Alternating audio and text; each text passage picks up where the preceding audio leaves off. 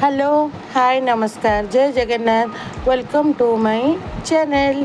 आज मु आपण पाक नहीं आसी गोटे सुंदर रेसिपी देखंतु केते सुंदर आ खाइया भी बहुत भल लगे। आज मु नहीं आसी गुलुगुला रेसिपी आपको जदि आपण माने ठीक मेजरमेंट रे करिवे ताहले बहुत भल लागिवो आ क्रिस्पी जेमती दुकान में बने पूरा फाटी जाइतबो से भली हबो। देखंतु मु नहीं जाइछि गोटे कप गोटे बड़ गिना सुजी ताठारु टिके कम नहीं जाइछि अटा और चीनी की ग्राइंडिंग कर नहीं जाइछि। देखो मु एबे सब मिक्स करबी गोटे गिना तेल आउ टिके पान मधुरी आउ टिके खाइबा सोडा।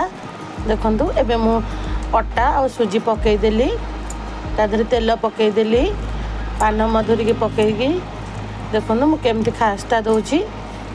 आ मन रखिथिबे अटा और सुजी समान परिमाण रे नेबे अधिक अटा हेले भल लागेनी कि अधिक सुजी हेले भल लागेनी आ सब बेले चीनी की पाउडर करी नेबे।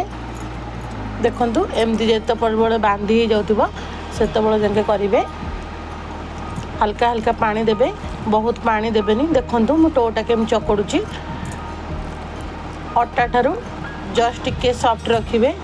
देखंतु मोर एबे बनी गला मु 10 मिनिट ताकू सेट हवा पे घोड़े देइछि। एपटे मु गुलुगुला संगे खाइबा पे तरकारी बनी देइछि मटर आलू रे तरकारी बहुत भल लगे। टिके हाथ तेल एमती कर देबे एमती छोट छोट गुळा काटी देबे। देखंतु मु केते छोट छोट गुळा काटुची आपण को हिसाब रे आपण शेप देबे। जदी आपण बड़ खाइया को चाहते बड़ करिवे गैस को फ्लेम को एमती मीडियम रखी ततेइबे तेल कारण यहाँ हल्का आंचरे छाणिले यहाँ भल क्रिस्पी हम आ भीतरटा भल सीझिब। देखंतु मु एबे गोटे गोटे बॉल तेल भीतर को पकाउची आपण एई भली भाबे करंतु देखिबे पूरा दुकान पर क्रिस्पी गुलगुला हेगी आपणकर रेडी हो जिवो आ खाइया को मध्यम बहुत बढ़िया लागिवो आ पूरा मुसमुसिया हबो। आपण मानकु मु कहूतिली ना देखंतु केते टेस्ट हेची केते बढ़िया हेची। देखंतु पूरा फाटी जाइची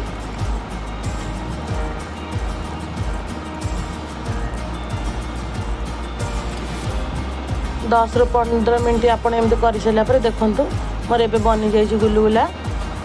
देखंतु केते सुंदर हेची आ कलर केते भलो आसीची।